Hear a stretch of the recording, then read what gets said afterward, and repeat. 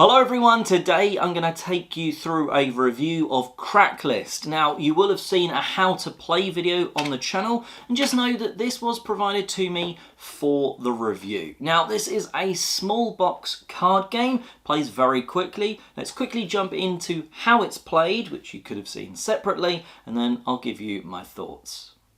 In Cracklyst there are two decks. The blue deck are letter cards or other cards that you'll be able to play, and the red deck, that's going to include lists such as this. These are effectively the categories and you'll be using one of them in the round until it's changed. Shuffling the deck, you're going to deal 8 cards to each player, so your starting hand might look something like this. The youngest player is going to draw one of these red cards and choose one of the 3 categories. Let's go for things you'd find in a town or city. Players have 20 seconds to look at their hand and think of a word starting with one of the letters based on the category that was chosen. So things in the town or city, there might be a pond. The next player then has 20 seconds as well, and they might say a town hall.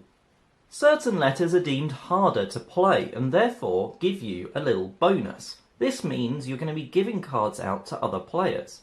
You can, in the case of a 3, give 3 cards to one player or split them however you like between the other players. For instance, if we were to play this to say zoo, we could play that and then from the top of the deck give out 3 cards to one of the other players, or splitting them 2 and 1 or 1, 1 and 1 depending on the player count. If a player gives a wrong answer, one that's already been given, or you run out of time, well, you'll draw a card from the draw pile and add it to your hand. There are a few special cards. If you play Cracklyst, you will change the topic. You'll draw the next red card and you will choose from the 3 what's going to be the next category. Let's say things associated with theme parks. And then the next player clockwise will play a card, if they can, within their 20-second time limit. The reverse card simply reverses the direction of play, so it's no longer going clockwise, it's going anti-clockwise around the table. If you play a stop card, the next player misses their turn. If you play the swap card, you get to swap your entire hand or just a single card with another player. However, this does mean that another player could be handed victory if you do it incorrectly. The Joker allows you to start a word with any letter of the alphabet. And just note, if you do use one of the coloured letters, well, that's going to allow you, just like if it was an actual version of the card, to give players that many cards. If everyone is looking at their cards around the table and can't really play, effectively everyone's having to draw and they're stuck on their turn, simply replace the category card. The first person to play their last card has officially cracked the category and wins the round.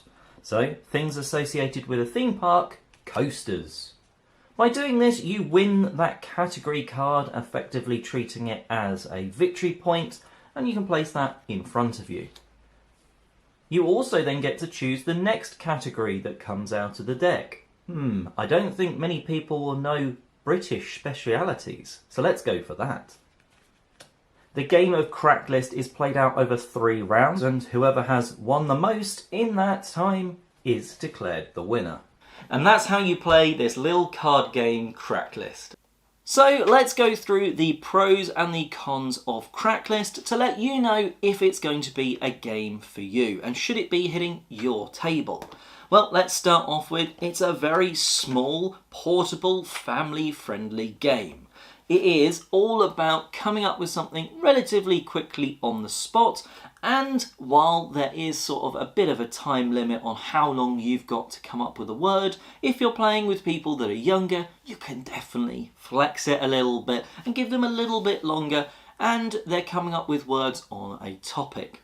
While they are just letter cards, I do like that they are nice and vibrant colours. It just adds a little bit of something extra to the game, and when you're looking at them in your hand, it's really easy to then see, this is a red card, that means it's going to give 3 cards out to my opponents. And that is a really fun bit when you use one of those sort of harder letters It feels like a bit like in a Scrabble game where you use a harder letter, you get more points. In this, you use that harder letter and you're gonna give some cards out to your opponents. That's a really fun bit, and those colours just make it really obvious once you're up to speed a little bit of, right, this says, even it says +3 on it, but it's a red card. I know that I'm going to be giving cards out because I'm a genius. I've come up with a word that fits the category and starts with a harder letter. While it might not be for everyone, I do like the addition of some of the extra cards. First of all, the cards that change the sort of topic card, the crack list, well, that is brilliant because it does mean that the game doesn't stay stale. We've been using this topic for a while. Well, I'm not sure I could come up with something from the letters in my hand, play the crack list card, and let's change it. Let's grab a new one from the box, and I'm going to then be picking which topic is started on by the next player. I really like that because it helps the game stay fresh, even if someone else might be going, oh, I've thought of my word, I know what letter card I'm playing. Oh, you've changed the topic, and I don't know, I've got to rethink. You do have that, oh, quick, I'm on the spot again, I do have to come up with something, even if you'd previously worked out a few possible answers for a previous topic. There's also some stop cards included in the deck that just basically skip the next player's turn. They're just a little bit of fun, and they're not necessarily necessary for this, but it just means that not every card in the deck is going to be a letter or one of those changing the list cards. I can see those going either way, some people enjoying them, some people not, and you could 100% just shuffle those or filter those cards out of the deck if you didn't want to use them. So now let's touch on a couple of negatives that I had. They may not be negatives to you though. Personally, while it says 2 to 8 on the box, it didn't vibe for me at that 2 players. If you have a couple of those cards that can allow your opponent or force your opponent to take some cards, at 2 it felt very cutthroat of, you're going to take these cards, and if I can play these, I'm going to win. As soon as there is an additional opponent sat round the table, however, at 3 or more, well, you've got to, well, you don't have to, but you're going to choose to split those cards out among the other players. That's an interesting choice that you don't get at 2, and it feels a little less mean being the giver of cards or even receiving those negative cards. Yeah, maybe it's just someone is going to gain 1 card, but when there's 3 cards to be gained, if you get them all, oof, that's a big hit on your chance to win. However, in a multiplayer game where it's not just 2 people, 1 for you, 1 for you, 1 for you, it feels a little less sort of victimizing of I'm choosing you, although you also have the choice to go, well, you're winning, I think, based on maybe you've won a previous round or you've got less cards, so you can have 2 and you can have 1. It just feels like that choice is taken away a little bit, and that's a fun choice as soon as there's multiple other opponents. The other thing that doesn't quite sit right for me in Cracklist is the round system. Officially, by the rules, you play 3 rounds and whoever has won most of those rounds wins. My issue comes, A, I'd quite like just to be able to play 1 round and see who the winner is, but B, when you've got multiple people around the table, it's very easy for it to be 1 victory, 1 victory, 1 victory. And then all of a sudden, it's like, well, we've got to play a 4th round anyway as the decider. So maybe it should just have been the first person to win 2 rounds, or if you're with a big player count, maybe it's just the first person to win, and then you do another round as another game.